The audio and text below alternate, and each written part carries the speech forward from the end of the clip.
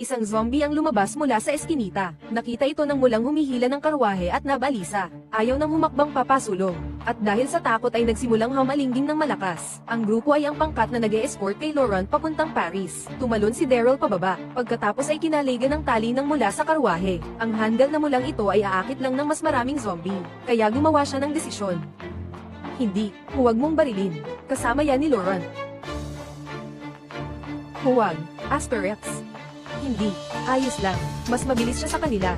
Kaya niya, nagulat ang Mola at tumakbo papasok sa eskinita. At matagumpay na nailayo ang grupo ng mga patay. Nang makitang nagtagumpay ang plano, mabilis na sinenyasan ni Daryl ang mga tao sa sasakyan na lumakad palayo. Ngunit habang nasa daan, si Laurent, na may mabuting puso, ay laging nag-aalala kung makakatakas ba ang Mola sa ligtas na lugar. Walang nagawa si Isabel, kundi aliwin siya. Sinasabing matatalino naman ang mga hayop, at hindi basta tatayo lang doon para maghintay na makain ng mga zombie. Narinig ni Daryl